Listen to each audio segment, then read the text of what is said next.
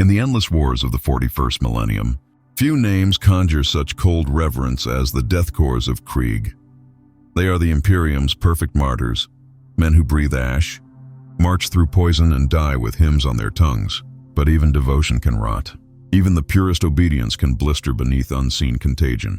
There are whispers, carried through the trenches like spores in the wind, of regiments that vanished into the fog and returned, changed. Their masks still bore the aquila, their banners still blessed by the commissariat, yet their hearts beat to a slower, wetter rhythm, one that pulsed not with faith, but with decay.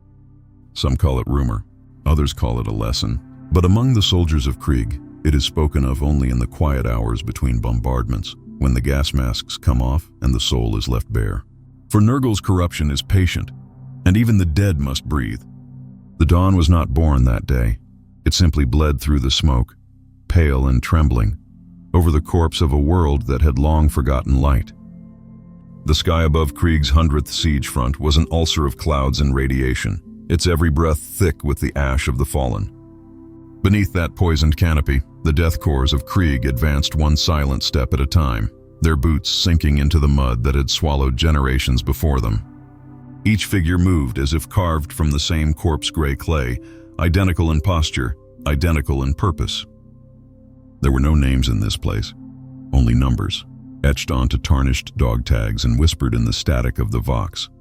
He was just another number among them. A guardsman of the 143rd Siege Regiment, mask sealed, rifle slick with oil and frost. His world existed between the rasp of his own respirator and the endless percussion of distant artillery. To breathe was to obey, to march was to repent. He did not remember his birth, nor the face of any man without a mask. Even his own reflection, caught once in the shattered lens of a dead officer's goggles, had felt alien, as though his flesh had been borrowed from the dead. The trench line was a wound upon the earth. Every plank, every sandbag, every broken ladder bore the stench of damp and decay. Rats thrived here, as did mold, pale, stringy, soft as skin beneath one's fingertips. The medici said it was harmless, a natural fungus that fed upon rot. But lately, the guardsmen had begun to notice something else. A faint green hue spreading beneath the wood, pulsing faintly when the bombardment struck close.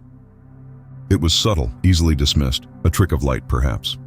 Yet, when he brushed his gloved hand against it, a thin moisture clung stubbornly to the leather, refusing to dry. The sergeant's whistle tore through the silence. Orders came through, muffled by vox distortion. A push at dawn, artillery softening the enemy's line, faith in the Emperor as their armor. They rose in unison, these ghostly soldiers, and the guardsman followed, his laser gun pressed tight to his chest. The air burned with promethium smoke. Through his visor he saw the horizon fracture into flame and ruin. Yet somewhere in that roaring inferno he felt the faintest whisper of warmth that did not belong to the sun or shellfire. He could not place it. It was not pain nor fever, but something gentler, a slow ache in his lungs, almost comforting. When the assault began, he moved without thought, a machine of penance. He stepped over corpses frozen mid-prayer, ducked beneath steel shrapnel that sang like broken bells, fired where command told him to fire. Every moment was repetition, perfect and meaningless. But when he paused to reload behind a collapsed bunker, he noticed his hands trembling. Tiny beads of moisture had gathered along the rim of his respirator filter, like dew. The inside of his mask felt warm. He thought perhaps his seal had broken. Perhaps he was breathing poison again. But no, his lungs felt strong, even calm. The fear that should have risen never came. Only that quiet warmth persisted, like a pulse beneath his skin. When night fell, the trench filled once more with survivors and silence. Commissars walked the lines, their capes stiff with frozen blood, their eyes forever judging. Men slept sitting upright, their masks never removed. The guardsman sat among them, motionless, his fingers tracing the edge of a cracked aquila etched into the stock of his weapon. He could hear faint murmurs through the fog, prayers, curses, memories leaking from the half-living. One of the younger soldiers beside him whispered that he had seen something in the mist today. Figures without helmets, walking unharmed through the gas, their skin shining like wax. The guardsman did not answer.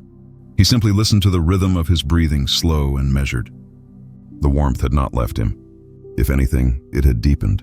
For the first time since he could remember, he felt the urge to close his eyes, not in exhaustion, but in something perilously close to peace.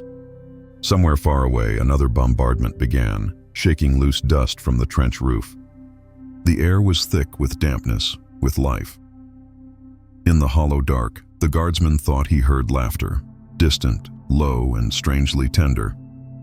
Sleep on Krieg was a form of surrender, brief, shallow, and always guilty. The guardsman drifted in and out of it, slumped against the trench wall, his breath echoing softly inside the mask. The world around him hummed with artillery ghosts. The ground never stopped trembling. Each distant explosion painted a flicker of orange light across the fog, like a heartbeat pulsing through the earth itself. When he opened his eyes again, he could not tell whether minutes or hours had passed. The air had thickened, the fog curling like breath on glass. Around him, the men were statues, still slouched, as if carved from the same damp stone. His visor had misted over, and through the blurred lenses, he saw something moving beyond the trench line.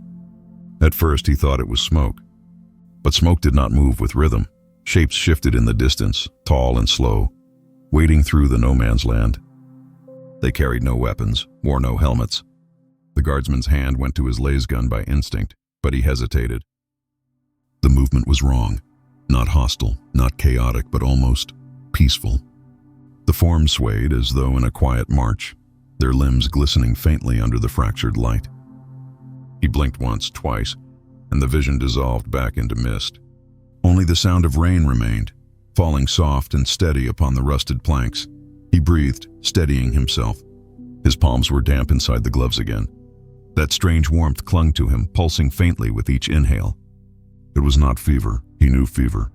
Fever burned with madness, clawed at the mind until reason split. This was different.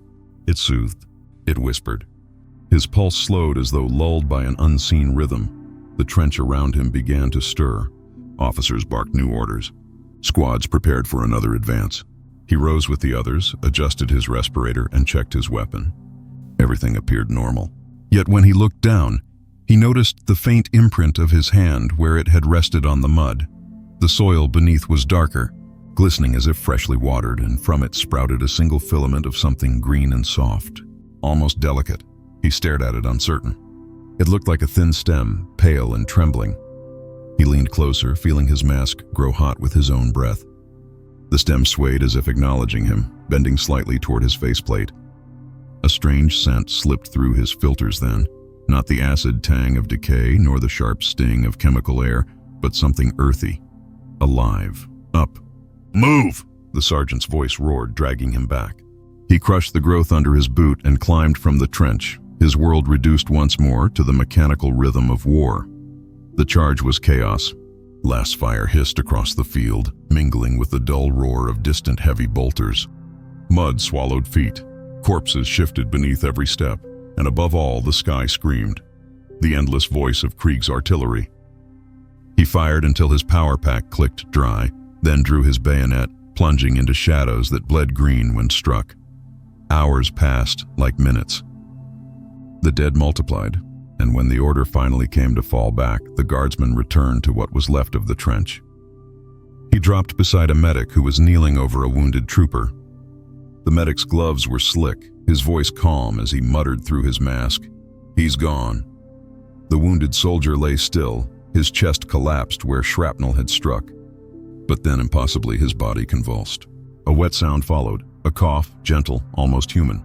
From his mouth spilled not blood, but a thick, glistening mucus that shimmered faintly green. The medic froze. The guardsman could only stare. The dying man's lips curled into something that might have been a smile before the convulsions ceased. A strange silence followed, thicker than before. The air stank sweetly, like flowers growing in a grave. That night, when the guardsman cleaned his rifle, he noticed the mud on his gloves had dried into a thin crust of greenish gray. He rubbed it away, but the smell lingered. He whispered a prayer to the Emperor, not out of fear, but ritual. And for the first time, the words felt hollow, distant, as though someone else were mouthing them for him. Somewhere deep within the endless fog, something was watching, not with malice, not even with hunger, only with patience. The next morning arrived not with sunlight, but with a strange stillness. The kind that made even the most battle-hardened soldiers hesitate before breathing too deeply. The bombardments had ceased. The front was quiet, too quiet, as though the planet itself had stopped exhaling. The guardsman awoke to find his coat stiff with dried mud and his mask faintly fogged from within. The air filters hummed softly, pulling in the damp, sweet-smelling fog that had settled overnight. He sat up slowly, scanning the trench. Bodies lay where they had fallen, some covered, some not. The commissariat had not yet come to collect the dead for burial or burning. He rose stiffly and began to walk. Every movement sent a pulse of warmth through his limbs, that same soft ache he had first felt days ago.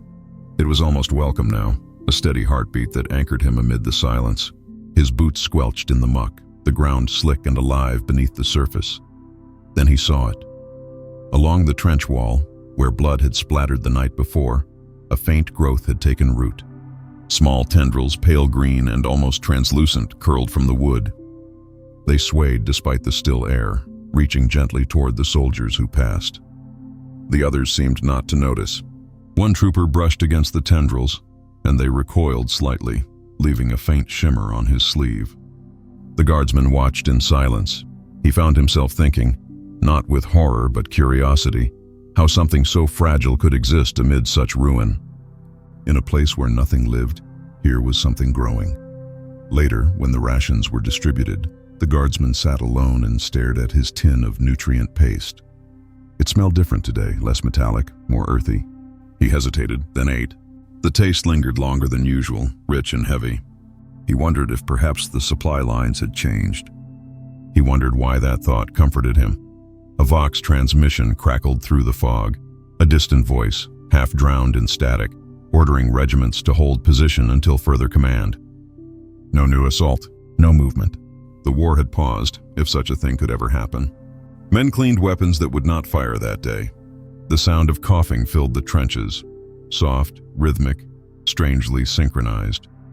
The guardsman's squad leader removed his mask for the first time since deployment, claiming the filters were clogged. The others looked away, for such acts were rarely sanctioned. His face beneath was pallid, stretched tight over sharp bones, his lips cracked but moist. He coughed once, spat something into the mud, a thick, translucent film, then muttered, "Just condensation." The guardsman felt the warmth in his lungs pulse stronger, as if answering. That night he could not sleep. The fog above the trench had deepened into a heavy green veil. Lanterns flickered and died as if smothered by invisible hands. From somewhere down the line came the sound of laughter, not loud, not hysterical, but soft and wet, like the chuckle of a child. The others pretended not to hear. The guardsman closed his eyes and listened. It was the same tone he had heard before, distant in the night, the laughter that did not mock, but welcomed. When he dreamed, he saw fields, not of mud or bone, but of soft moss that glowed faintly in perpetual twilight. Shapes moved through it, the same figures he had seen before in the fog, faces hidden, their flesh pale and slick with dew. They did not carry weapons. They did not fight. They simply tended to the earth, their hands sinking gently into the soil, planting something unseen. He awoke suddenly, his mask damp from within, his breathing steady but deep. He looked down. His hands trembled slightly, fingertips raw where the gloves had frayed. Underneath, his skin looked flushed, almost bruised, as if life itself had returned to it. In the trench's far corner, a medic's body was found at dawn, slumped over his satchel. His mask remained intact, but the lenses were fogged from the inside with a faint green film. The commissar ordered his body burned immediately, no autopsy. When the flames rose, they hissed with a sickly sweet scent that lingered long after the smoke faded. The guardsman watched in silence, the warmth within his chest rising and falling in perfect time with the crackle of the fire. He whispered the emperor's name once more, and though the word formed clearly on his tongue, he felt no comfort in it. Only the faintest echo of laughter, rippling somewhere deep inside his mind. By the third cycle without orders, the trenches had begun to rot in earnest. The air was too thick to breathe, the soil too soft to stand. Every wall wept moisture, every plank bled green when cut. Yet no one spoke of infection. To speak of it would have been heresy. a loss of faith in the Emperor's protection. And the Death Korps of Krieg knew only obedience, only silence. The guardsman moved through the line like a shade, performing tasks by memory alone. He cleaned rifles that no longer fired, repaired sandbags that would never again hold. The warmth in his body had grown stronger now, spreading from his chest into his limbs. It filled him like a second heartbeat, slow, steady, and calm. When he closed his eyes, he could feel it pulse in rhythm with something vast beneath the earth, something that breathed back. The others were changing too, though no one dared say so. Their movements had become slower, gentler somehow. They no longer snapped to attention at the commissar's bark. Even their speech had softened, their voices taking on an oddly serene tone. One man laughed softly when the shells began again, saying the sound reminded him of rain. The guardsman spent most of his hours in the outer trench, watching the fog drift in coils across no man's land. Sometimes when the light struck right, he could see it shimmer, not as vapor, but as threads of living color weaving between the ruins. And every so often, a silhouette moved there, tall, bent, serene. He knew better than to look too long, but each time, his chest would tighten with a feeling he could not name. The commissar arrived that evening, flanked by his aides, his greatcoat shining wet in the dim light. He ordered the trench inspected, every mask and filter checked for breach. The guardsman stood still as the officer approached, heart pounding quietly beneath his coat. The commissar's eyes lingered on him for a moment too long. He leaned close, inspecting the respirator's seals, and for the briefest instant the guardsman wondered if the man could sense it. The pulse, the warmth, the whisper that was no longer only his. "You will report to the Medicae outpost for screening," the commissar said finally, voice flat as static. The guardsman nodded, wordless. As he turned to go, the officer's gloved hand brushed against his sleeve.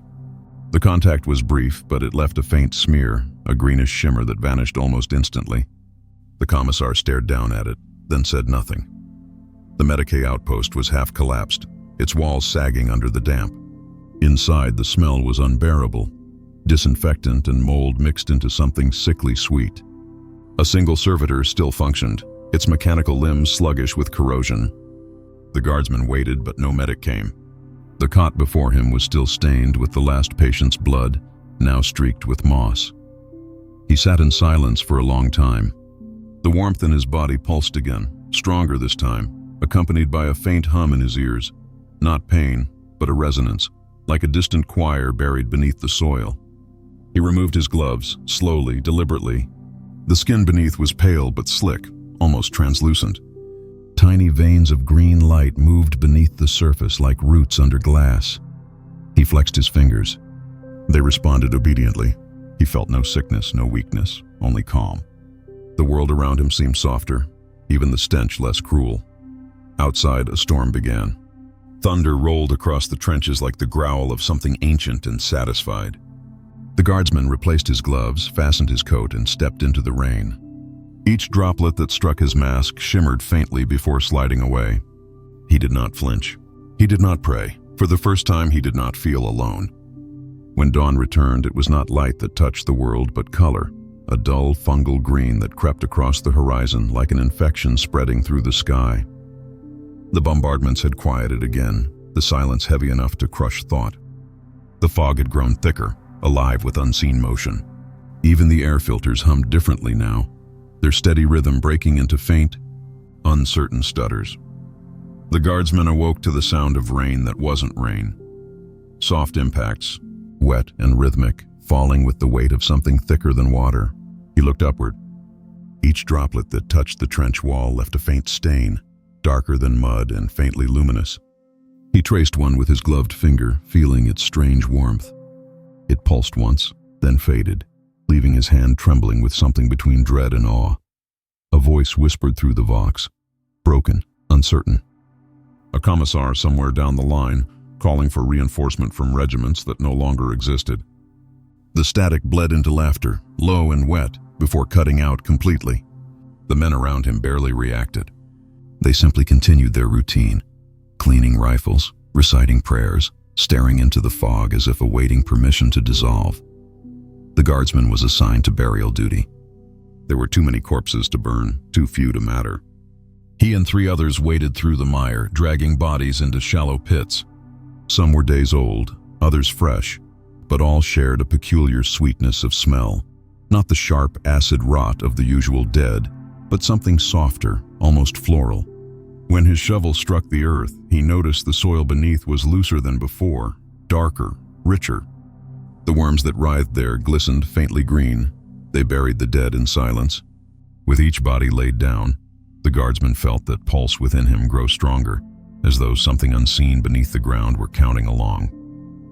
When they finished, he stood still, staring at the line of shallow mounds. A breeze passed over the field, and for a heartbeat he thought he saw the soil shift. Tiny stems, fragile and glistening, pushing up through the wet mud. The others didn't notice, or pretended not to. By midday, the fog thickened enough that they could no longer see 10 meters ahead. The air stank of copper and mildew, yet beneath it lay that same strange sweetness. Men coughed, laughed, murmured prayers through cracked lips. Some removed their masks entirely, claiming they could breathe easier without them. The guardsmen did not yet, but the urge grew with every breath. When the next ration shipment arrived, the containers were damp and rusted.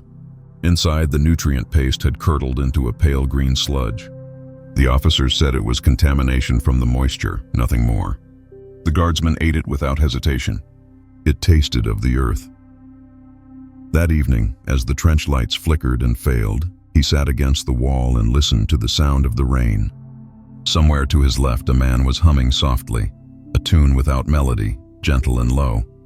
The sound soothed him, and for a while he forgot where he was. Then the humming changed. It multiplied. Voices joined, faint, distant, layered upon each other like echoes through stone. The song carried no words, but it filled the fog, vibrating through the air, through the soil, through his chest. He closed his eyes. The warmth became light, soft, golden green, blooming behind his eyelids. And then a voice clear as breath spoke not to his ears, but to his blood.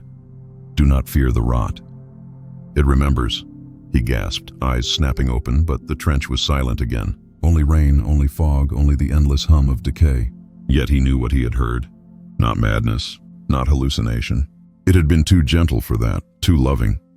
He stared at his hands. Beneath the gloves, the skin pulsed faintly with that same light.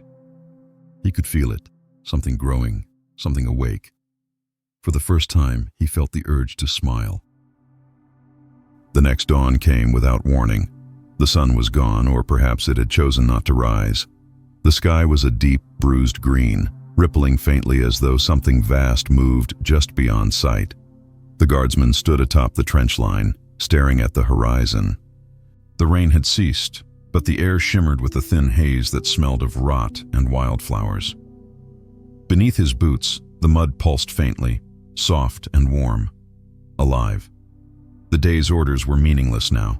Command still existed somewhere, buried under layers of confusion and death, but no one obeyed. The Vox crackled with contradictory transmissions: retreat, advance, hold position. The guardsmen listened to them all and heard nothing but static that somehow sounded like breathing.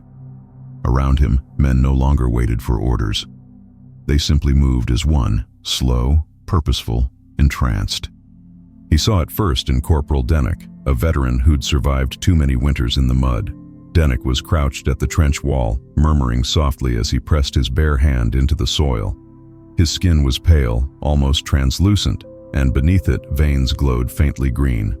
The guardsman knelt beside him, and Dennick turned his head slowly, smiling through a mask that was no longer sealed. His eyes were calm, serene. "It's warm," Dennick whispered. "It forgives." The guardsman stared, unable to speak. Dennick's hand came away from the earth, slick with dark moisture. The mud itself seemed to cling to him, stretching like sinew, reluctant to let go. As Dennick stood, the guardsman noticed the faint outline of something beneath the surface. Roots, veins, tendrils. The ground was no longer ground. It was flesh, dreaming of growth. That evening, the fog returned, thicker than ever. Shapes moved within it, not human, not machine. The trench lamps flickered, illuminating silhouettes that swayed gently as if breathing. The guardsmen could hear their footsteps in the mire, soft and rhythmic, But when he raised his laser gun, there was only emptiness. The fog shimmered faintly green where the light struck it, as though filled with dust motes made of glass. He found himself speaking to the air, though he didn't remember starting. His words were soft, uncertain, almost prayerful. "What are you?" The answer came not in sound, but in sensation. Warmth spreading through his spine, blooming behind his ribs. It was not painful. It was not even frightening. It was intimate. The world exhaled, and with it came whispers. Countless voices, soft as wind through leaves. We are what endures. We are the stillness beneath decay. We are the love that death forgot. The guardsman fell to his knees, hands pressed into the soil. The mud felt soft and yielding, but it did not stain. It embraced him, cool and alive, as if welcoming a long-lost child. His breath came slow, deep, synchronized with something vast beneath the world. Hours later, or perhaps only minutes, he rose again. Around him, others were stirring. Dennick was there, face serene, his uniform soaked in green light. Another soldier, mask shattered, sang softly to himself as something pulsed beneath his skin. Even the corpses buried earlier now shifted slightly, as if the earth beneath them was breathing. The guardsman no longer knew if what he witnessed was horror or grace. He could feel it spreading through him. The warmth, the connection. It was not corruption, not in the way the ecclesiarchs had spoken. It was communion. It was peace. And yet, deep inside, a fragment of his old self still screamed. He looked at his hands once more. The faint glow had grown stronger now, spreading across his arms like veins of moss beneath glass. He could hear the rhythm of his own heartbeat, not alone but echoed, multiplied, harmonized with 1,000 others. When he looked up, he saw Dennick gazing at him with quiet reverence. "It's beautiful," Dennick whispered. The guardsman nodded slowly, though tears burned his eyes. "Yes," he said softly. "It is." Behind them, the earth shifted again. The shallow graves opened slightly, not from decay, but from birth. Pale roots coiled upward, curling around the bones of the dead, drawing them gently into the soil. The song began again, distant but growing louder. This time, the guardsman did not resist it. Night came without the promise of dawn. The trenches had grown silent, the kind of silence that comes when men forget what it means to fear. The guardsman sat beneath the remnants of a collapsed sandbag wall, his laser gun lying forgotten beside him. The rain had returned, though it no longer carried the sting of acid.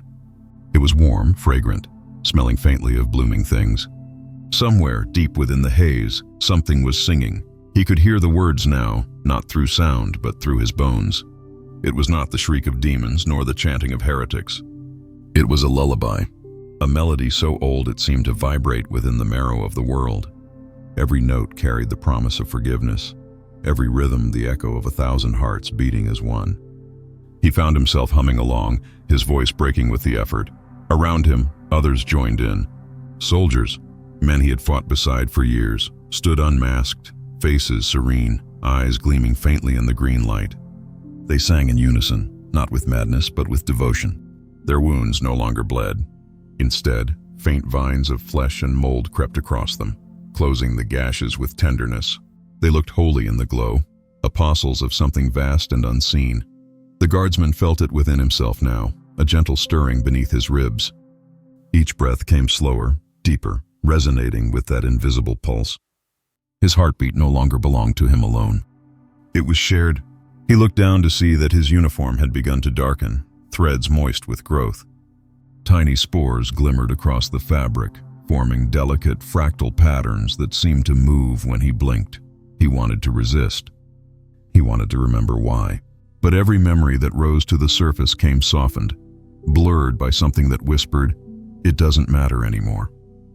He saw flashes of his youth, the drills in the manufacturum tunnels, the endless sermons about duty and repentance, all those years of marching beneath a gray sky, fighting for redemption that would never come. And now, here in the heart of the storm, something finally offered peace. Then came the smell, Not rot, not death, but life bursting open. It rolled across the trenches like incense, thick and cloying, and for the first time, the guardsmen saw what lay beyond the fog. Shapes moved in the distance, vast hunched silhouettes that swayed with impossible grace. Their forms were not fully visible, obscured by mist and light, but he sensed their presence as one senses the sea before seeing it. They were watching, waiting. One of the soldiers stepped forward, trembling. His face was uncovered, his mask cast aside. His features were raw, radiant with awe. "It's him," he whispered. "The one who forgives." The guardsman's voice trembled as he replied, "Nurgle?" The name hung in the air like a breath caught between dread and worship. The fog thickened, and for an instant he thought he saw a vast hand reaching from the mist, not to strike, but to cradle. The earth beneath them pulsed in rhythm with that unseen being's heartbeat. Every mound, every shattered bunker, every corpse had become part of something breathing, growing, loving.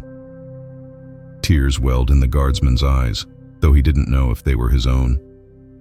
He fell to his knees and pressed his gloved hands into the soil. It was soft, welcoming. Beneath the surface he felt warmth, not fire, but life. It spread through him, through every nerve and memory, until the ache of guilt and the weight of war were gone. He could no longer tell where he ended and the world began. His thoughts slowed, his heart synchronized with the rhythm beneath the mud. He looked up once more to see Dennick, his friend, standing with open arms. "Don't be afraid," Dennick said. "It's not death. It's coming home." The guardsman tried to speak, but the words dissolved into breath. Around him, spores drifted gently through the air like falling snow. The glow from the earth brightened, casting soft light upon the soldiers' faces. One by one, they sank to their knees, whispering prayers that sounded less like pleas and more like thanks. The guardsman smiled faintly, though his face was hidden behind his mask. "Home," he whispered. "Yes, home," the word echoed, then faded. Above them, the fog pulsed once more, and from its depths came a sound that could have been laughter, or a sigh of contentment from something ancient, patient, and impossibly kind. The night had deepened into something beyond darkness, a living veil, heavy and breathing, pulsing with the rhythm of countless unseen hearts. The guardsman stood amidst the transformed trench where earth and flesh had become indistinguishable. The walls glistened softly as though coated in dew, but when touched, the surface yielded like skin. From the mud rose faint shapes, ribs, roots, the skeletal remains of weapons now entwined in slow, verdant growth. The rain no longer fell from above. It seemed to rise from the ground, evaporating into luminous mist that shimmered in the stagnant air. The guardsman's breathing echoed faintly through his rebreather, though he could not remember when he had last sealed it. The mask's filters were clogged with something sweet, thick as honey. Each breath carried the scent of growth and decay interwoven, like the perfume of a dying garden. He walked forward slowly, through the haze, guided by the faint hum that filled the world. Every step sank deeper into the pulsing ground, yet he did not struggle. The mud welcomed him, its warmth soft and maternal. Beneath his boots, things shifted, not struggling but reaching upward, brushing against his legs like children's hands seeking reassurance. The fog thinned for a moment and he saw them. His regiment, or what remained of it. Dozens of Death Corps troopers stood in a vast circle, their uniforms in tatters, their masks cracked. Their skin glowed with faint, mossy luminescence, their veins pulsing like vines beneath glass. They did not speak, yet the silence was full of meaning. At the circle's center, something enormous stirred, a figure not yet formed, but already alive. It was not Nurgle, not in the way the priests had warned. It was something smaller, gentler, a fragment of that great being's compassion, the echo of his mercy, coalesced from the rot of the battlefield.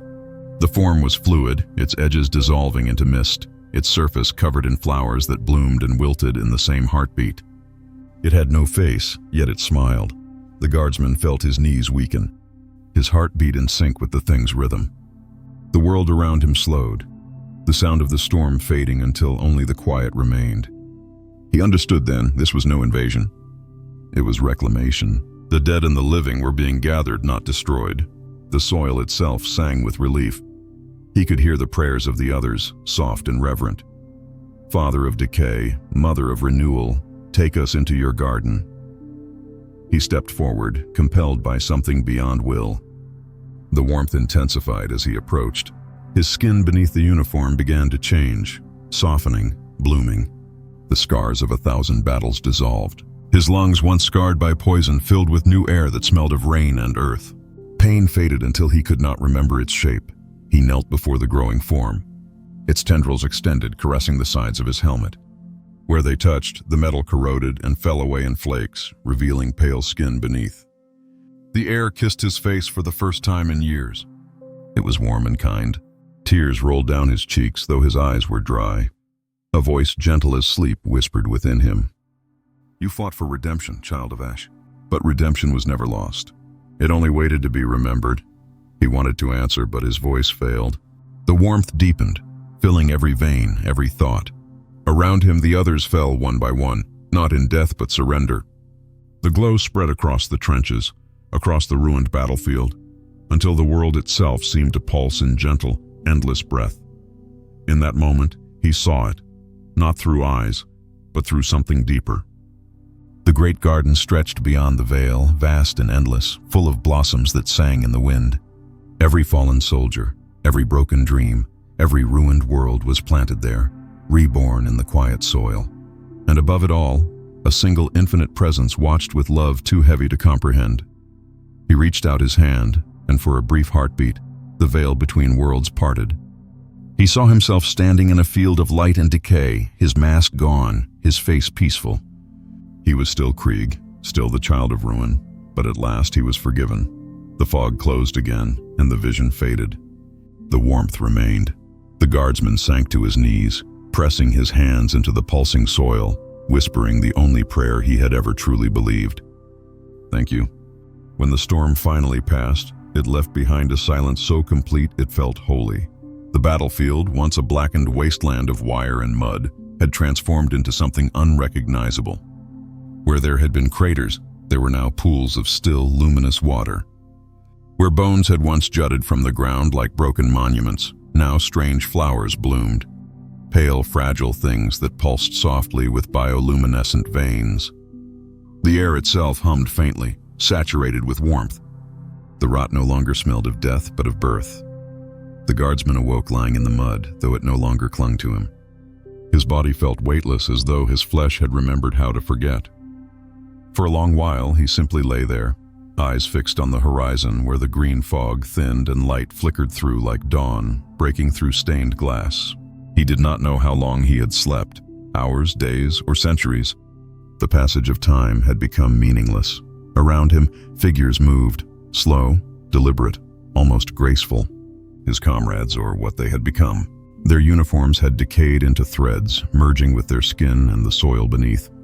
Each man was half human, half garden, his veins like roots, his breath releasing faint spores that shimmered in the air. None spoke, for words were no longer necessary. Their silence carried unity, a communion deeper than language.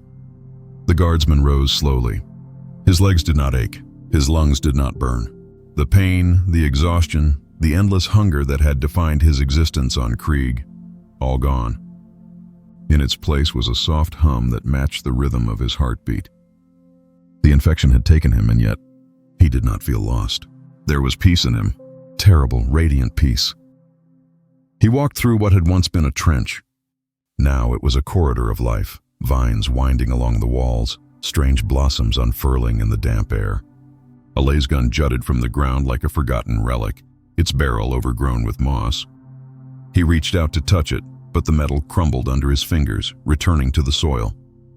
He wandered until he found what was left of Dennick. His friend stood motionless, his body rooted in place, chest open like a seed pod. His eyes glowed faintly beneath the cracked visor of his mask. The guardsman felt no horror, only recognition. Dennick had not died. He had become part of something larger, eternal. A breeze drifted through the trench, carrying whispers that rippled through the air like a soft hymn. He could not tell whether they came from the others or from the world itself. "You are not forgotten. You are the soil that feeds the stars." The guardsman tilted his head, listening. The words sank deep into his mind, dissolving the last remnants of doubt. He thought of Krieg, the cold gray tunnels where he had been born, the endless drills, The prayers for forgiveness whispered to a God who never answered. And now here, surrounded by decay and beauty, he wondered if this was the answer at last. He looked up. The sky was no longer black. It was alive with movement, clouds pulsing faintly with green light, like the slow breathing of some immense creature. Through the haze, he could see the outlines of other battlefields beyond, all connected by a vast web of luminous mist. The corruption, no, the transformation, was spreading. He should have felt horror. He should have felt guilt. Instead, he felt purpose. In the stillness, a thought rose unbidden. Not his own, but placed gently within him. Every wound heals when it is remembered with love. He closed his eyes and let the warmth sink into him. The fog caressed his face like a mother's hand. When he opened his eyes again, he saw movement in the distance, shapes forming from the mist. Not enemies, not demons, but silhouettes of men long dead, marching slowly across the reborn fields.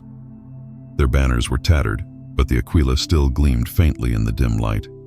They were not soldiers anymore. They were gardeners, caretakers of something eternal, and among them he walked forward. One step, then another, leaving no footprints behind. Each step gave rise to a faint bloom in the mud. Somewhere, far away, the imperial vox still crackled faintly, distorted voices calling for reinforcements, for cleansing fire, for extermination. But those words belonged to another world now, a world of steel and silence. The guardsman belonged to this one. He turned his gaze upward and whispered into the shimmering air. We were never damned. The wind seemed to answer, carrying his words into the mist, a prayer, a confession, a truth too terrible and too beautiful to be spoken aloud. The first tremor came as a whisper beneath his feet, faint, rhythmic, unmistakable. The guardsman paused, gloved hand resting upon the living wall of the trench. The vines beneath his palm recoiled briefly as though sensing what approached. Then came another tremor, stronger this time. The sky quivered. In the far distance, through the pale fog, he saw light bloom, not the soft luminescence of the garden, but the harsh, artificial flare of orbital fire. The Imperium had returned. For a moment he simply stood in silence, listening. The faint vox crackles he had dismissed earlier now grew clearer. Broken prayers, orders barked in desperate tones, the static-laden roar of engines breaching the clouds. He could almost picture them above, ships of gray adamantium and iron faith, their holds filled with men like he once was, armored in purpose and ignorance, descending to cleanse the world below. He turned his gaze toward the horizon where the bombardment began. The light tore across the landscape like sunrise made of knives. The ground trembled, the air rippled, and somewhere beyond the mist, he could hear the first wave of shells descend. The impact was distant but felt in the chest, a deep, resonant heartbeat that threatened to break the delicate rhythm of the new world. The others felt it too.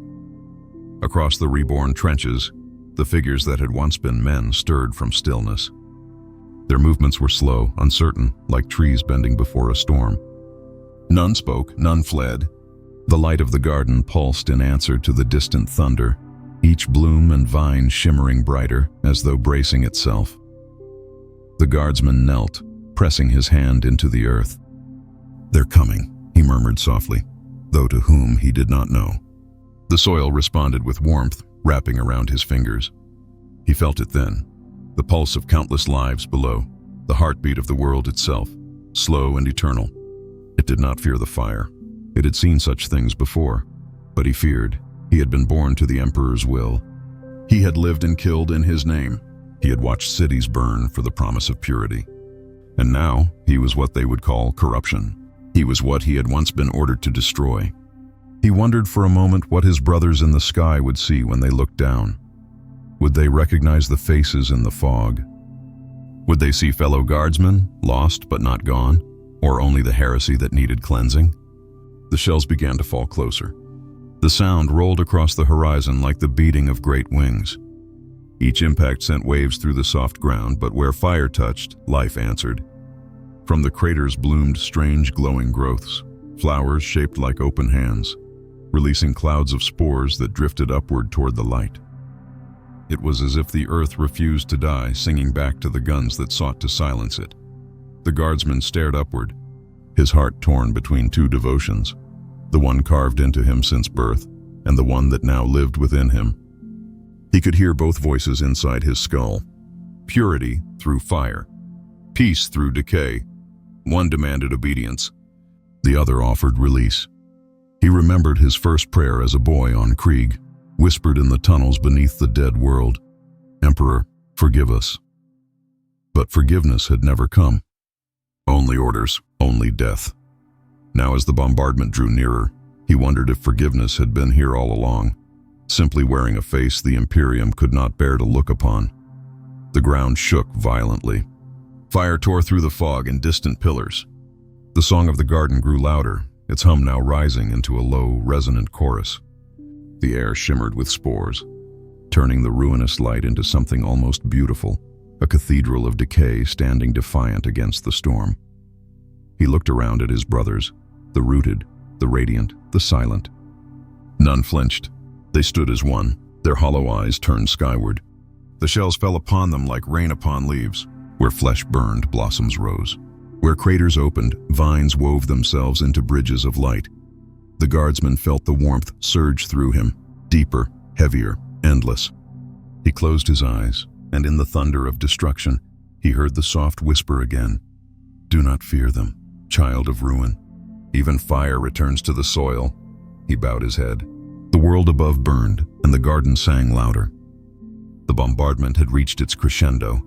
Each explosion rolled through the soil like the beating of some vast heart. The air was thick, not with smoke alone, but with spores and whispers, voices that carried through the cracks of the burning world. The guardsman staggered through the haze, his greatcoat in tatters, his mask cracked, one of the lenses gone, yet he could still see.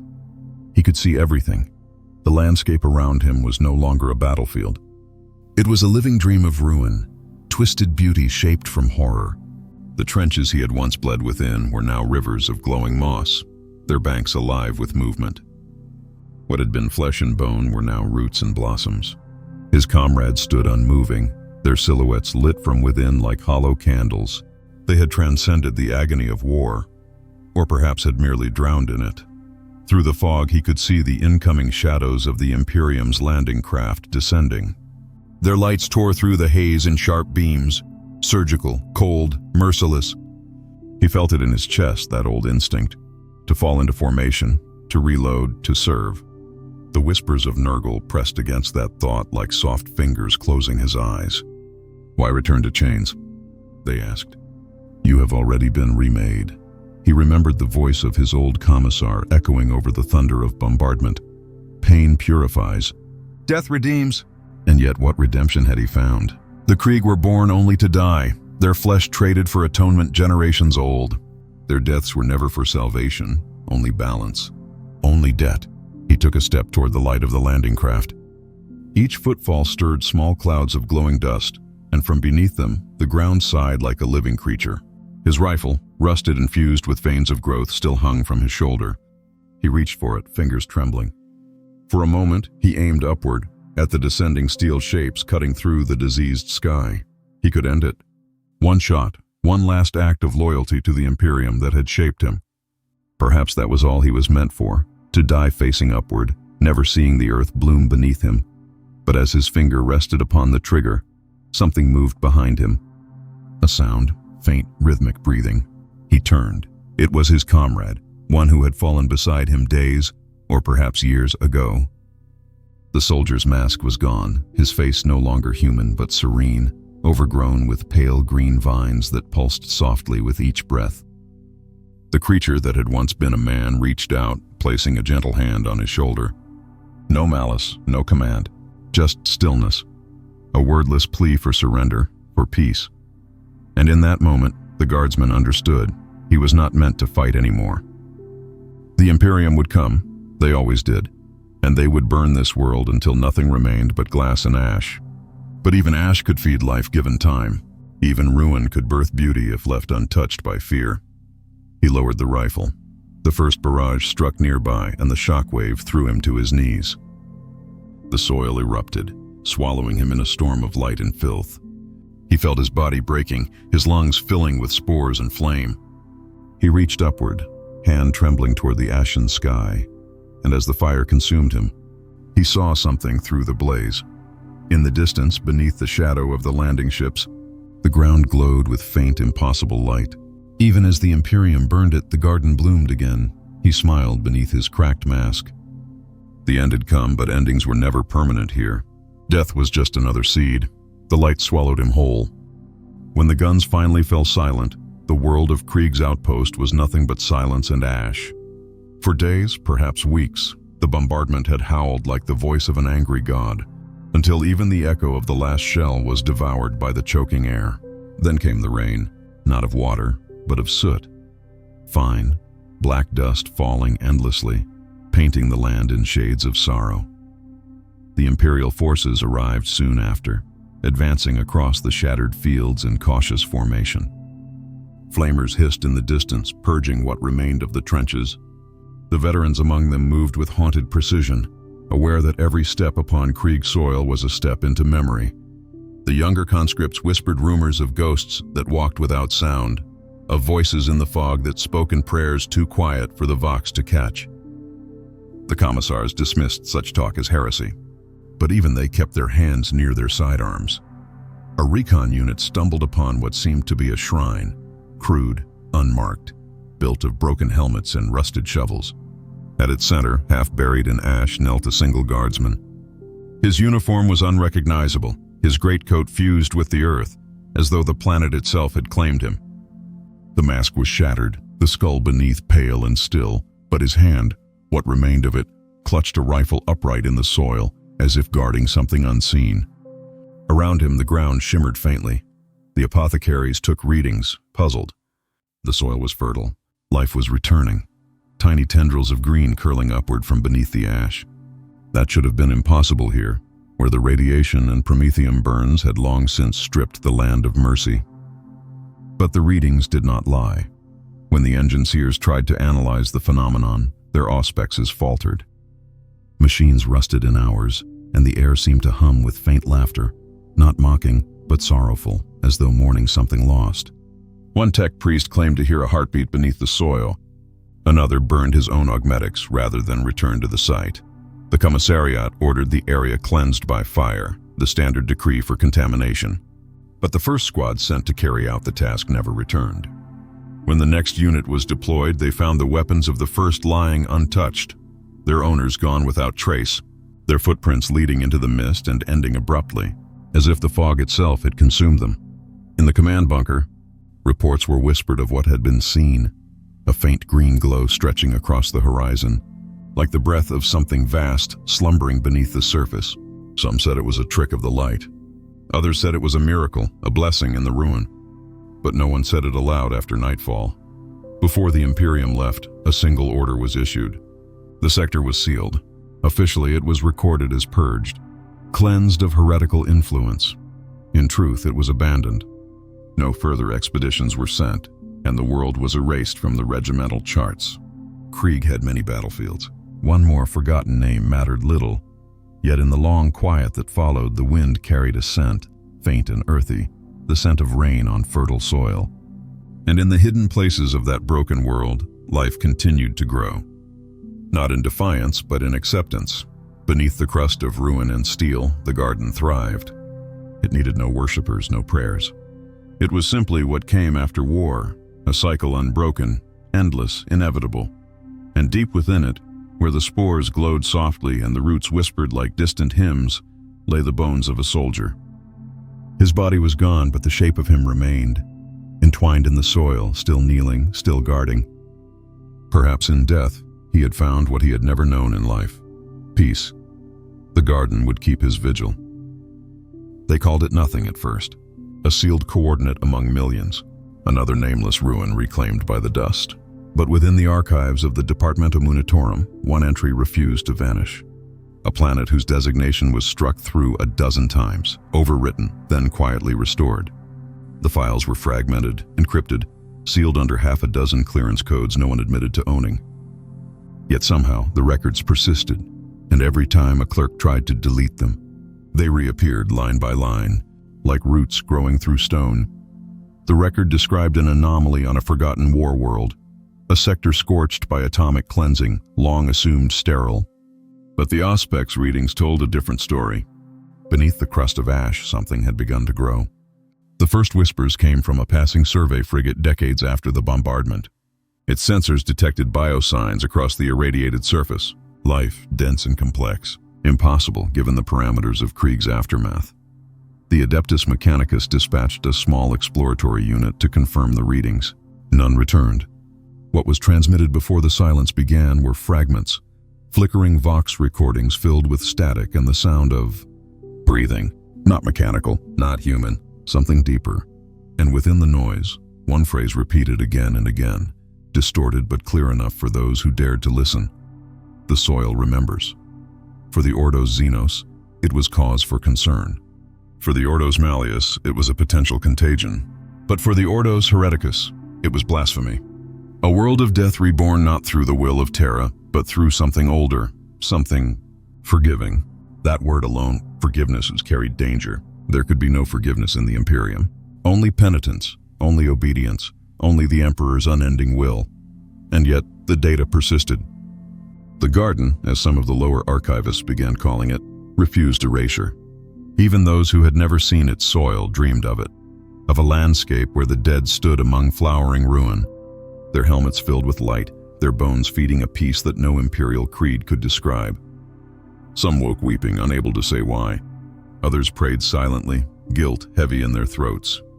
Rumors began to spread across the scriptoriums of Mars and Terra. The mechanicus whispered of biological recursion, a form of regeneration that defied radiation, entropy, and faith alike. The Inquisition called it corruption, an echo of Grandfather Nurgle's hand, soft and smiling in its deceit. But among the Death Corps veterans, those few who lived to old age within their sealed hives, the story felt different. They did not call it heresy, they called it mercy. One old trooper, long since retired from combat, once told a priest of Krieg, "We prayed for the Emperor to forgive our fathers, but maybe it was someone else who listened first." The priest recorded the confession, sent it to the commissaria for review, and vanished within the week. The archives grew quiet after that. Access was restricted to the Inquisition's upper circles. One inquisitor, Cassandra Vale of the Ordos Malleus, was granted temporary clearance to examine the data. Her reports described the presence of organic resonance patterns beneath the crust, what she called a pulse of the soil itself. Her last transmission ended abruptly mid-sentence with a single phrase: "It's not corruption, it's remembrance." The Garden had become a paradox, a place where corruption and sanctity blurred into one, where Nurgle's rot appeared to heal rather than consume. The ecclesiarchy demanded its destruction. The mechanicus demanded to study it. The Inquisition demanded silence. And so, the Emperor's servants did what they always did when faced with what they could not understand. They buried it. The coordinates were erased from every chart. The surviving data was sealed beneath inquisitorial authority. Only the whispers remained. And they spread like seeds on the wind, through the minds of scribes, through the dreams of priests, through the breath of dying soldiers who spoke of soil that forgave, and death that no longer hurt. Yet deep beneath the official silence, beneath the steel and faith and fear of the Imperium, the soil still remembered, and in its memory the garden still bloomed. Inquisitor Cassandra Vale had not been seen in over 3 standard months. Her disappearance was officially recorded as "lost in warp transit," a phrase that served the Imperium well whenever the truth was too dangerous to name. But those who had worked with her, the scribes, the interrogators, the acolytes, whispered that she had never left real space at all, that her vessel, the Aegis Silentium, had entered the veiled segmentum and simply stopped answering. The ship's last verified transmission arrived through astropathic relay, corrupted and fragmented, yet carrying an unmistakable signature: the Garden. No coordinates, no source, only Vale's voice, faint, hollow, as if spoken through a shroud of water. "It's not corruption," she had said once more. "It's remembrance." For the Ordos Malleus, that was reason enough to launch a retrieval mission, and reason enough for the Ordos Hereticus to intervene. The investigation was sanctioned under the pretense of containment. But behind the closed doors of the inquisitorial conclave, debates raged that would never reach public record. Was this truly Nurgle's doing, or something older, something that had learned from his decay and twisted it into a form of creation. To most, such questions were anathema. To the few who dared to ask, they were irresistible. The second expedition departed from Hydrafur, a small team of veterans led by interrogator Rin Halbrecht, Vale's former pupil, a man who had once believed in her near-saintly faith in redemption. He wore the rosette with the quiet gravity of one who no longer expected to survive his own mission. His team consisted of 7, 2 acolytes of the Ordos Malleus, a mechanicus magos specializing in biomechanical contagion, a sanctioned psyker, and 3 Krieg veterans requisitioned from a reserve detachment on Armageddon. The presence of the Krieg men was deliberate. They were meant to provide containment discipline, obedience without hesitation. No fear, no curiosity, only duty. But as the ship descended through the irradiated storm clouds of the forgotten world, even the Krieg men whispered low prayers into their vox. The storm was not natural. The sky was the color of rotting parchment, and beneath it, the planet pulsed. Halbrecht stood upon the bridge as the surface came into view. It was not what the records described. What should have been a charred wasteland was now a vast tapestry of motion and light. Spores drifted like snowflakes across valleys of bone-white growth. Towers of coral-like structure jutted from the soil, their surfaces breathing, expanding and contracting like lungs. Between them, water flowed, clear, impossibly pure, reflecting a light that seemed to come from within the earth. Impossible, the Magos muttered through a chorus of Binharic clicks. This is post-radiation regrowth without genetic source, a system without seed or cell. The laws of decay do not apply. The psyker, pale and trembling, raised her hand to the glass. "It's singing," she whispered. "The ground is alive. It remembers everything that died here. And it's happy." The Krieg veterans said nothing. They stared through the viewport, their expressionless masks catching the reflection of a world that should not exist. The Aegis Silentium descended. The landing was soft, too soft. The soil seemed to absorb the ship's weight like a heartbeat welcoming a pulse. When the ramp opened, the air rolled inward like warm breath, sweet, thick, alive. Halbrecht stepped down first, boots sinking slightly into the soft, breathing earth. It glowed faintly underfoot, a greenish luminescence that pulsed in time with his own heartbeat. The Magos began scanning, his mechanical limbs twitching in agitation. This is not Nurgle, not as we understand him. There is order here, symmetry, harmony. The Plague Father's touch is never this calm. Nothing calm is innocent, Halbrecht replied quietly. They found remnants of the old battlefield. Rusted bayonets, shattered masks, bones entwined with vines that pulsed softly with inner light. There were no corpses as such. The line between bone and root had vanished. Everything had become part of the same living tapestry, indistinguishable. The psyker suddenly froze. Her eyes went wide and her voice dropped to a trembling whisper. "She's here." "Who?" Halbrecht demanded. "Inquisitor Vale," she breathed. "She's beneath us. And she's calling." The Magos initiated a scan. The readings were chaotic, unreadable, overlapping biosigns, impossible energy signatures. Something beneath the crust was pulsing, sending waves through the soil like the rhythm of a heart. The psyker sank to her knees, tears cutting through the dust on her cheeks. She's not gone. She's part of it. The Magos looked up slowly, his augmetic eye flickering. Part of what? The ground beneath them answered, a low vibration, soft at first, then growing, the soil rippling as if stirred by breath. From the earth, shapes began to emerge, not fully formed, not flesh, not plant, but something between. Faces without fear, bones wrapped in veins of light, hands reaching upward not in hunger, but in greeting. One of the Krieg men lifted his lasgun, voice calm through the vox. "Orders, interrogator?" Halbrecht hesitated. In all his years, he had never lacked for certainty. But as the ground trembled beneath his feet and the wind whispered in his ear, "The soil remembers," he felt something he could not name. He lowered his weapon. The others did the same. The earth opened its eyes. The first to move was the psyker. She rose slowly, as though lifted by invisible hands, her eyes milky with light. The air around her rippled. The others stepped back, unsure if what they saw was possession or prayer. The earth beneath her boots pulsed brighter, threads of luminescent green tracing veins across the ground. She whispered a name, not aloud, but into the minds of all who stood nearby. Cassandra Vale Halbrecht gripped the haft of his staff, his pulse thrumming against the vox chatter of his rebreather. "Speak clearly," he ordered. "Where is she?" The psyker turned her gaze toward the horizon, though there was no horizon anymore, only the shimmer of endless life. "Below," she answered, her voice a whisper and a scream all at once. "She is part of the roots now." The Magos began to mutter prayers to the Omnissiah, his vox cant overlapping itself with static distortion. "No metric, no logic, no continuity. This world is self-sustaining." His servo-skulls flickered with crimson light, and his augmetic limbs clicked in frantic computation. "It is not a plague world. It is a womb." They advanced cautiously toward the source of the vibration. The Krieg soldiers moved in practiced formation, rifles ready, trench discipline unbroken even as the ground beneath them breathed. The deeper they walked, the more the world seemed to listen. Each step left not a footprint but a bloom, flowers of bone-white tissue, soft and warm, opening where their boots had pressed. At the edge of a vast hollow, they found an opening. An ancient trench collapsed inward, now a tunnel of roots and metal fused together. The air from within carried warmth, like the breath of something enormous sleeping below. Halbrecht raised his lamp pack.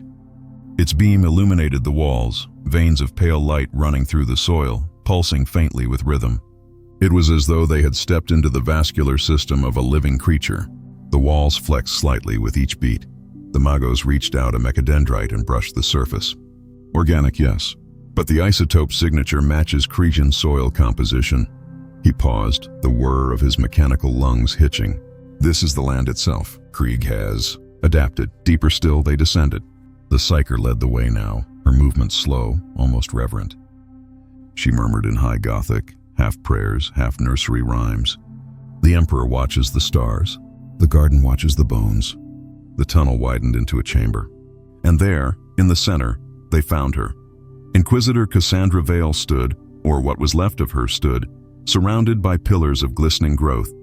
Her armor was fused with the floor, its gilded inquisitorial sigils now veined with creeping vines that pulsed with light. Her skin was translucent, her veins filled not with blood but with green luminescence. Her face was peaceful. Her eyes, when they opened, reflected nothing of humanity. "Cassandra," Halbrecht whispered, the word cracking as it left his lips.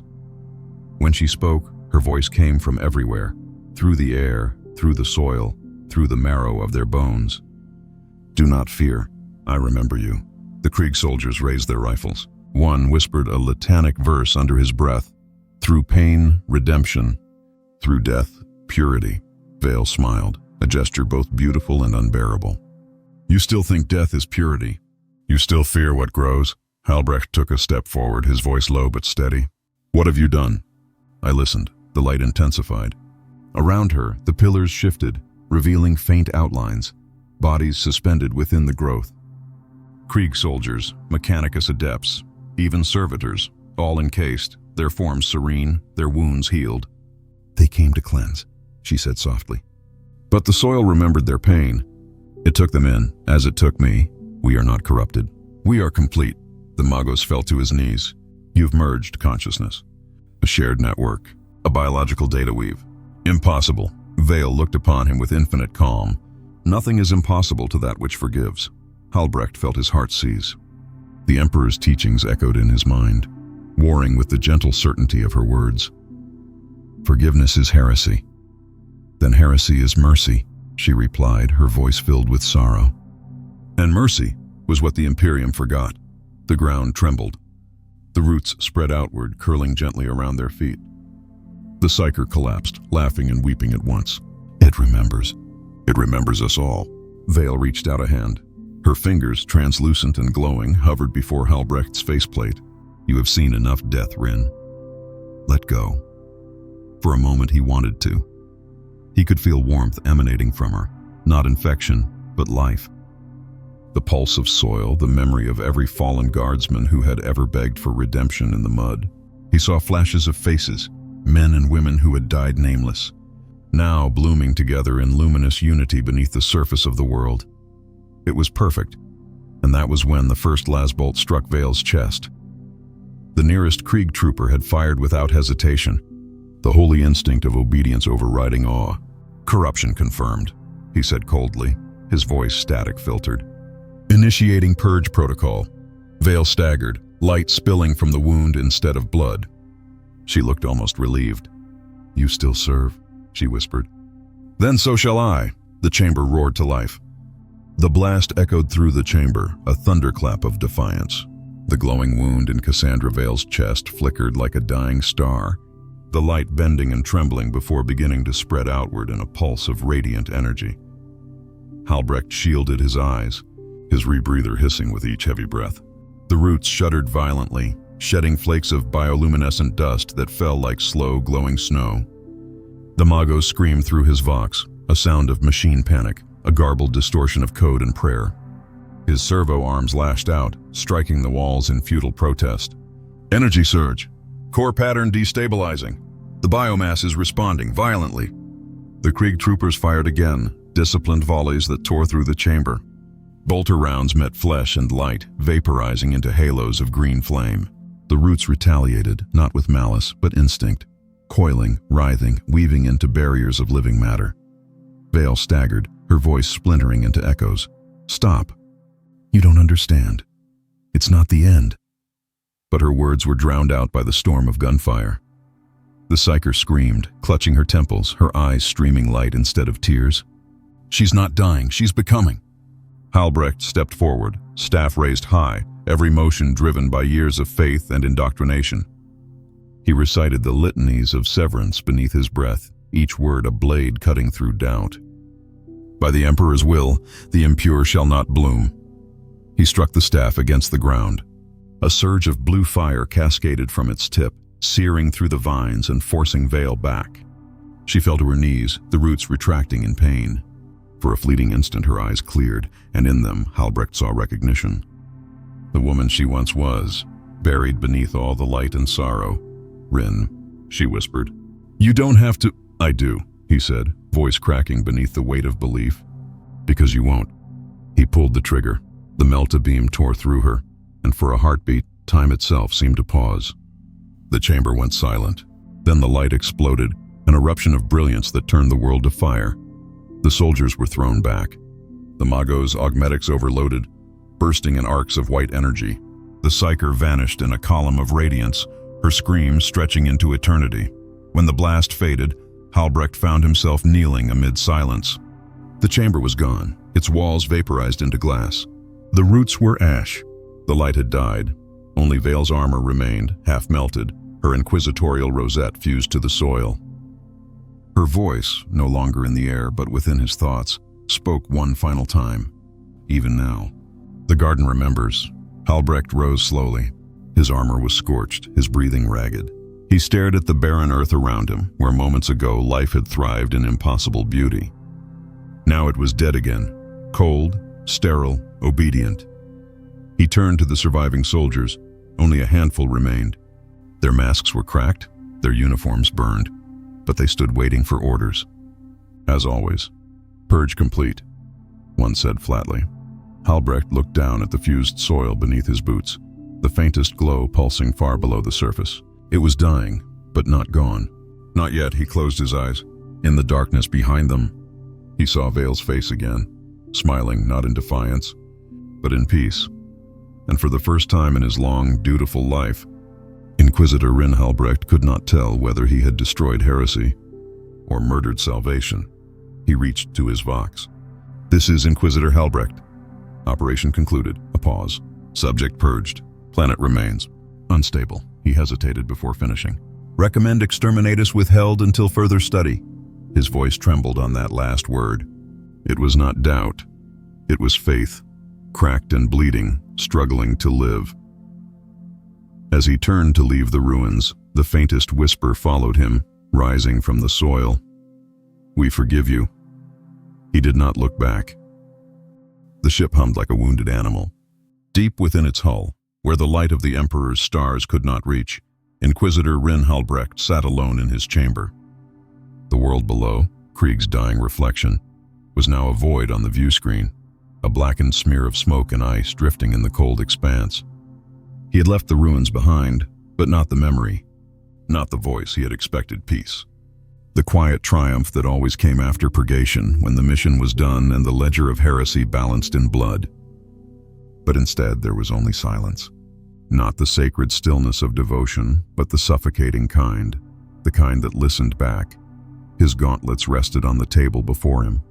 Between them lay a single object, the melted rosette of Cassandra Vale.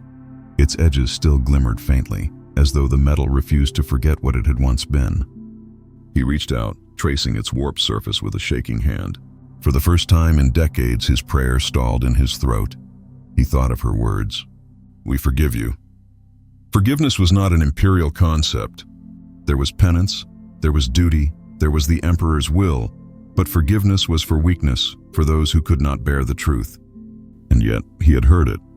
Not in the air, in his mind, in his marrow. The door hissed open behind him. Commissar Jorek entered, his uniform immaculate despite the damage he'd endured below. He saluted sharply. "Exterminatus order pending confirmation, my lord." "Segmentum command request your verdict." Halbrecht did not move. "And what does the mechanicus say?" "The Magos biologist insists the contamination has been neutralized." The psychic interference subsides. No signs of warp corruption remain. "No signs," Halbrecht repeated softly. He rose, the heavy folds of his coat whispering like parchment. "And yet it hums, my lord." He gestured toward the viewport. Beyond it, the black void pulsed faintly with greenish light. It was not from the planet.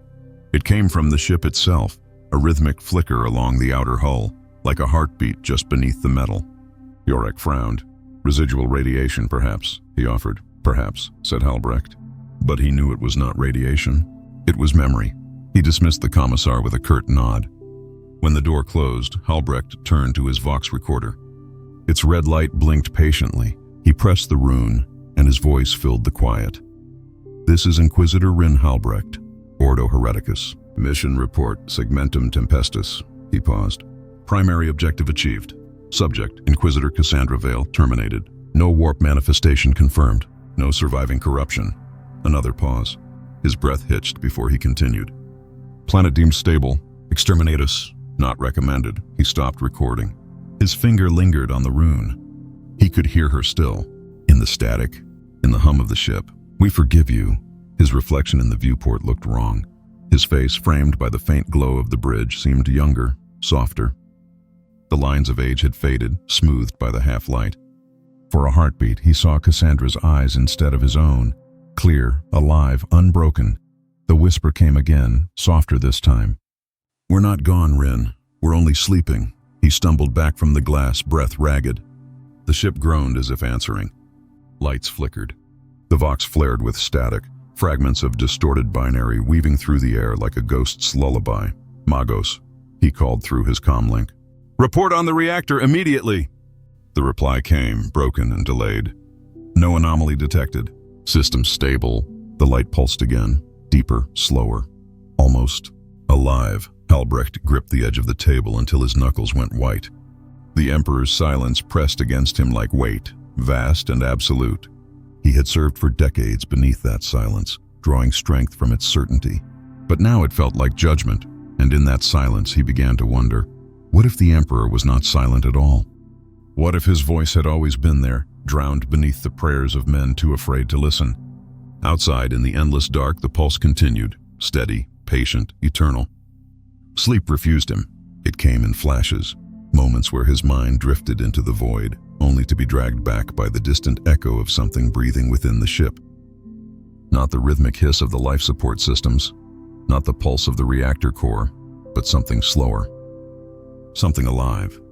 Halbrecht sat on the edge of his cot, armor half removed, the Vox grill of his rebreather resting on the table beside him. The air smelled faintly of oil and rust, and beneath that, a sweetness, subtle, faintly floral. He froze. That scent did not belong here. It was the scent of Vale's garden, the scent of the bloom that had taken her. He rose, his boots heavy against the metal floor. Every step echoed down the corridor like a hammer blow. The lights flickered, struggling to stay alive in the dim expanse. No alarms, no klaxons. Just that pulse, soft, patient, ever-present. He reached the shrine chamber, a small space reserved for private devotion. The statue of the Emperor loomed tall, carved from brass and steel, his face hidden in shadow. Albrecht knelt, head bowed, whispering the catechisms he had recited since boyhood. But as he prayed, the words began to twist. Emperor, shield me from corruption, became Emperor, heal what festers. The difference was small, but it struck him like a lash. His tongue moved without command, his voice trembling. He tried to stop, but the words kept coming, reshaping themselves into something tender. Something pleading, Emperor, forgive me, the silence answered. Then came the faint creak of the deck plates behind him. He turned slowly, hand drifting toward his bolt pistol. The door stood open. In the corridor beyond, the green light pulsed faintly, emanating from the seams of the bulkhead, as though veins had begun to crawl beneath the ship's skin. He moved closer, each step deliberate. The floor vibrated softly beneath his boots, alive with a rhythm that matched his own heartbeat. The glow intensified as he reached the junction leading toward the lower decks. The air grew thick, humid.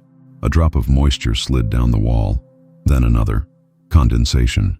But the ship's systems reported no malfunction. Albrecht followed the trail downward, descending through maintenance shafts until he reached the cargo hold. The airlock hissed as he entered, releasing a faint cloud of steam that clung to his skin. The space beyond was cavernous and dark, filled with the silhouettes of supply crates and ammunition racks. And there, at the far end, something moved. He raised his weapon. Identify yourself, no reply. Only the soft sound of something shifting, slow, deliberate.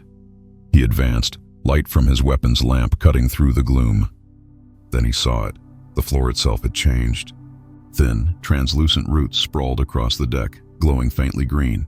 They pulsed in rhythm with the ship's hum. At their center lay a body. One of his soldiers, the psyker girl, what was left of her. She should have been dead. He had watched her vanish in the blast. Yet here she was, her face peaceful, her hands folded over her chest as though asleep. Impossible, he breathed. Her eyes opened, not with violence or surprise, but with calm recognition. You look tired, Inquisitor. He stumbled backward, bolter shaking in his hand. What are you? Still me, she said softly. Still us, still her. Her gaze flicked toward the roots spreading across the hold. We remembered your ship, your fear, your faith. We remembered that you wanted to save what was dying. This is heresy, he hissed, though his voice trembled. Is it? She asked, tilting her head. If the Emperor made all life, why is it heresy to let it grow again? He aimed the pistol. You speak corruption. I speak mercy. She rose, her feet sinking slightly into the glowing surface. Nurgle is not what you think. He does not only rot, he restores. He gives back what decay takes. Even faith? Stop. But the roots had already reached his boots, curling gently around them. Not tightening, just touching, warm, alive. He could feel his pulse aligning with theirs, a slow merging of rhythm. You can't fight what you are, she whispered. You can't fight what remembers you. He pulled the trigger. The shot echoed, blinding flash of light consuming her once more. When it faded, she was gone, only ash and smoke remaining. The roots were gone too. The cargo bay silent. Albrecht fell to his knees, the smell of burned ozone filling the air. He stared at his shaking hands, at the weapon still warm in his grip. For a moment, he thought he saw them glowing faintly, green veins beneath the skin. He pressed his palms together, whispering a prayer that came out as a sob. Emperor! Forgive me, no voice answered. Only the ship's pulse. Still there, still beating. The ship drifted in the void like a dying ember, far from any beacon or patrol route.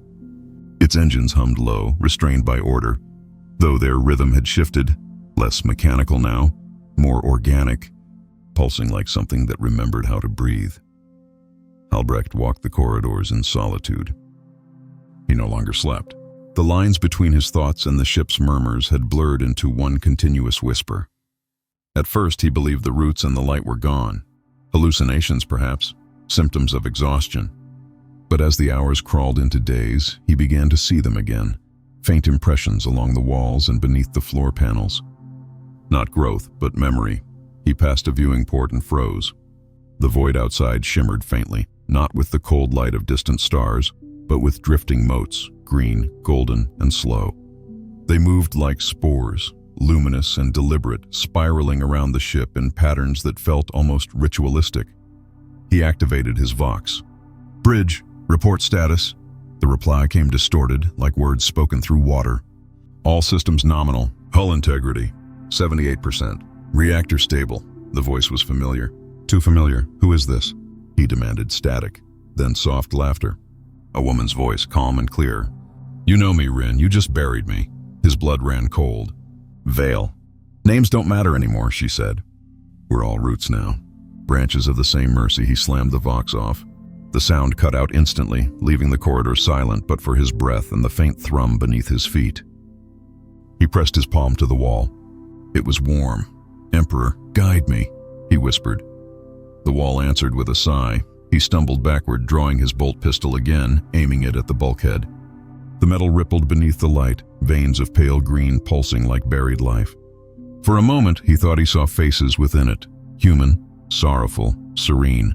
He fired once. The impact echoed through the ship, a hollow thunder that rattled every bone in his body. Smoke filled the corridor, but when it cleared, the wall was whole again. No mark, no wound.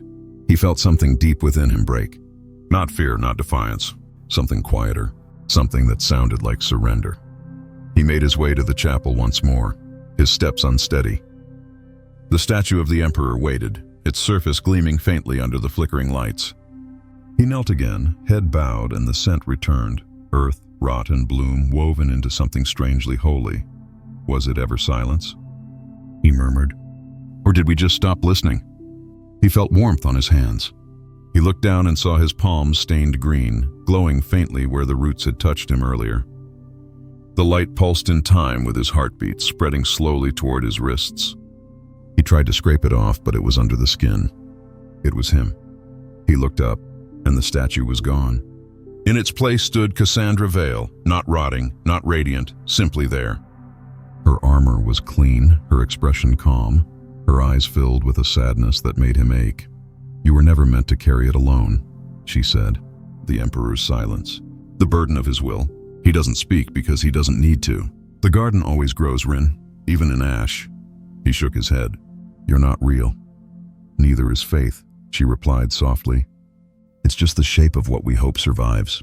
He rose, trembling. "If you are mercy, then why do I still feel fear?" "Because you still believe," she said. "And belief must break before it can bloom." Her hand reached for his cheek. He didn't pull away.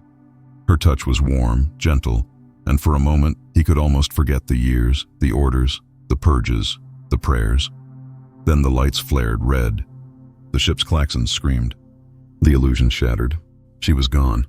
Only the statue remained, untouched, silent, staring down upon him as though judging his hesitation. "Warning!" The ship's automated voice blared through the vox. "Biological contamination detected. Quarantine protocols engaged." Halbrecht straightened, voice raw. "Location?" "Everywhere." The word lingered in the air long after the vox cut out. The alarms faded one by one, until only the low hum of the reactor remained, a heartbeat echoing through the ship's hollow veins. Halbrecht stood in the chapel, eyes fixed on the statue once more. Its brass surface rippled like liquid under the trembling light.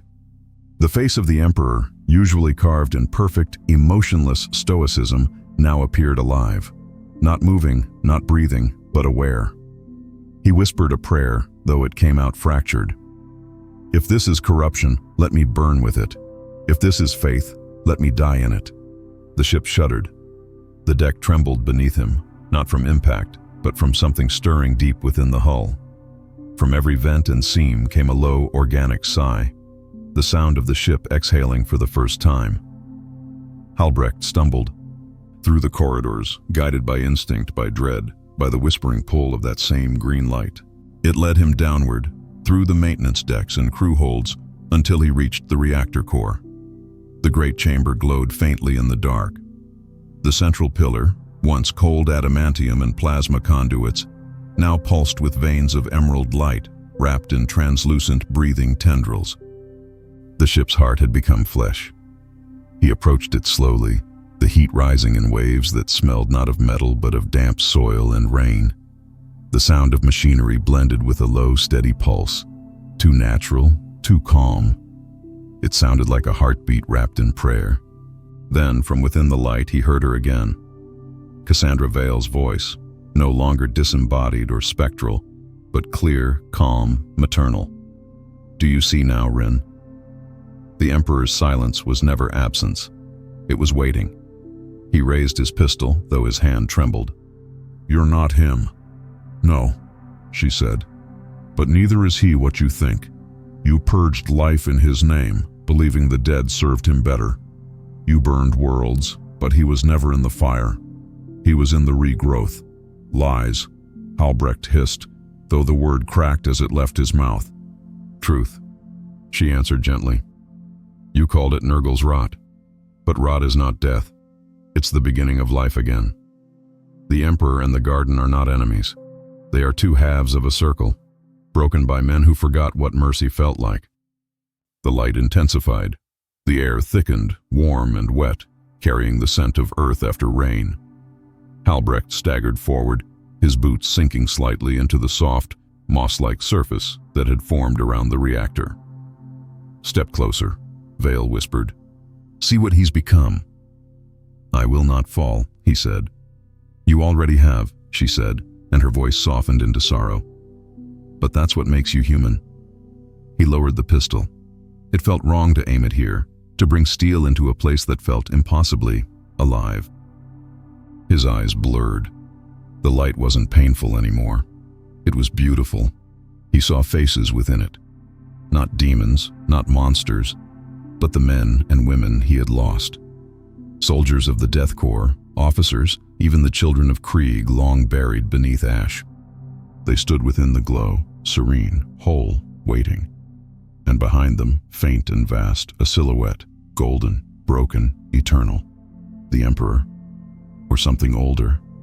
He fell to his knees. "What are you?" Vale's voice came from everywhere now, tender as breath. "We are what remains when faith decays. We are the mercy the Imperium forgot." The roots rose from the ground, wrapping around his arms, his chest, his throat. Not to strangle, but to hold, to embrace. He felt warmth flood his veins, a rhythm aligning with his own pulse. The rot and the purity met within him, and for the first time in his long, war-torn life, he felt peace. His last words were a whisper, barely audible over the hum of the living reactor. "Emperor, forgive me." And the voice that answered, whether divine, corrupted, or both, simply said, "Always." The ship drifted silently through the void, its once sterile hull now blooming faintly with veins of light. From a distance, it looked like a dying ember reignited, a relic of war carrying within it a quiet, impossible miracle. Weeks later, when a patrol vessel of the Astra Militarum found it adrift, the crew reported no survivors, no decay, no signs of battle. The ship was warm, its air breathable, the corridors lined with strange green luminescence that pulsed like a heartbeat. At the ship's center, within the reactor chamber, they found a single figure kneeling before a statue grown of living matter, half brass, half vine. Its face was unreadable, its expression serene. Some said it looked like an inquisitor, others swore they saw the Emperor. But in the Vox logs they recovered, the last transmission played only one sentence before the audio dissolved into static. "The Emperor is not silent, he just breathes differently." And then, nothing but the sound of soft wind, like a garden blooming in the dark.